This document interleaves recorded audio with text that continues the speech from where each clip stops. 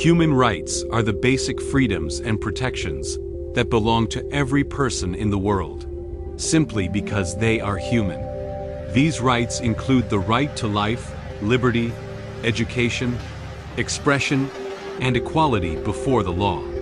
They are not given by governments, and they cannot be taken away without reason.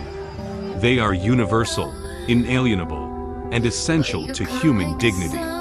The modern concept of human rights was formalized after the tragedies of World War II. In response to the Holocaust and other atrocities, the global community came together to say, "Never again." As a result, the United Nations was founded in 1945, with one of its core missions being to promote peace, justice, and human rights. Just 3 years later, in 1948, the United Nations General Assembly adopted the Universal Declaration of Human Rights, often called the UDHR. The UDHR is a milestone document. It sets out 30 articles that define fundamental rights and freedoms, such as the right to life, freedom of thought, equal treatment, and the right to seek asylum. Although it is not legally binding, the UDHR has become the foundation for international human rights law, influencing over 70 constitutions and many major treaties.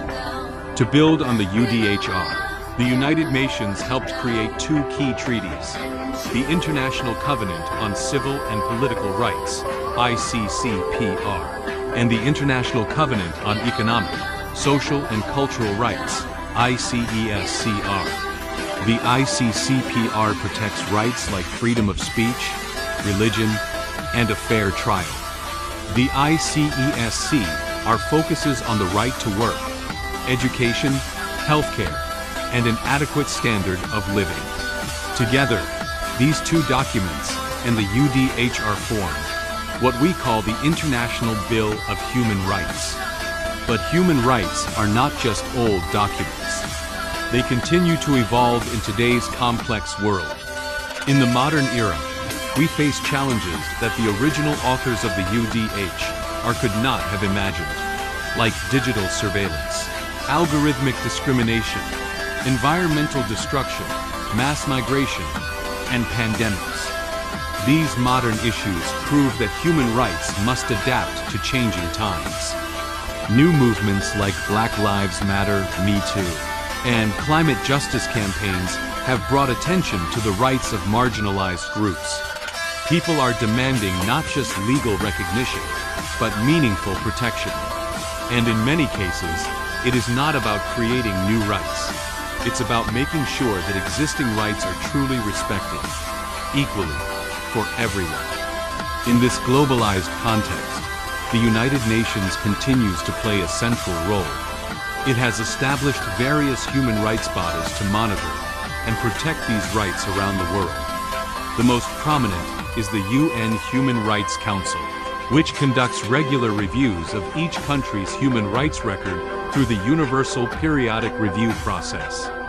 The UN also appoints special rapporteurs, independent experts who investigate and report on specific human rights issues, such as freedom of religion, violence against women, or indigenous rights. Another important part of the human rights ecosystem is the work of non-governmental organizations, or NGOs. 2 of the most influential are Amnesty International and Human Rights Watch. Amnesty works globally to protect people from torture, unfair trials, and political imprisonment. Human Rights Watch investigates and reports on human rights violations in over 90 countries. These organizations are often the first to speak out when governments stay silent, and their reports often influence public opinion, media, and policy. Legal enforcement of human rights is also supported by treaty monitoring bodies, such as the Human Rights Committee and the Committee on Economic, Social, and Cultural Rights.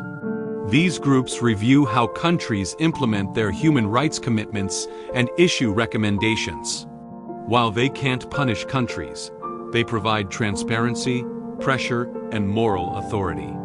Despite these systems, human rights are still under threat in many parts of the world. Some governments sign treaties, but don't enforce them. Others restrict free speech, jail journalists, or discriminate against minorities. And new technologies like artificial intelligence and mass surveillance are being used to violate privacy and control dissent. At the same time, there is growing global support for a more just and inclusive future. That's where the Sustainable Development Goals, or SDGs, come in. Introduced by the United Nations in 2015, the 17 SDGs aim to end poverty, fight inequality, and protect the planet by 2030. Many of these goals are directly tied to human rights, such as quality education, gender equality, clean water, and access to justice. In fact, the SDGs are one of the most ambitious human rights projects in history, because they offer concrete targets for realizing dignity for all. Businesses also have a role to play. Under the ESG framework, which stands for environmental, social, and governance, companies are increasingly expected to respect human rights in how they treat workers, communities, and consumers. The social dimension of ESG includes fair labor practices, anti-discrimination policies, and workplace safety. It shows that human rights are no longer just the concern of governments. They're now part of global standards in every sector. The enforcement of human rights may not always be perfect, but these global systems, from the United Nations to NGOs, treaties, and civil society, represent humanity's shared commitment to justice.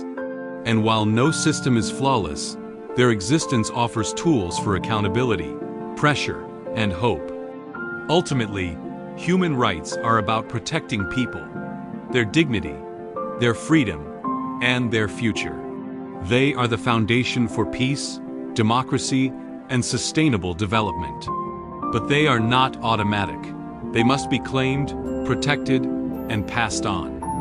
As students, future leaders, and global citizens, it's up to us to keep learning, keep asking questions, and keep standing up for others, even when it's hard. Because a world where rights are respected for all is a world worth building together.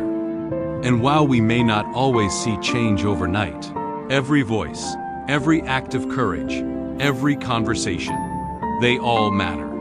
Human rights begin close to home, in our classrooms, on our streets, in how we treat one another.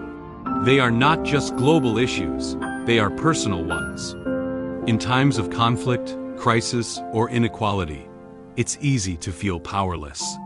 But history shows that ordinary people, when united by a common cause, can spark extraordinary change.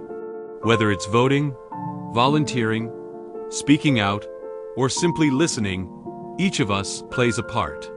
So as we move forward, let's not think of human rights as something far away, written in law books or discussed at summits. Let's remember that they live through our actions, our choices, and our voices. The future of human rights is not just in the hands of institutions, it's in the hands of people. And that includes all of us.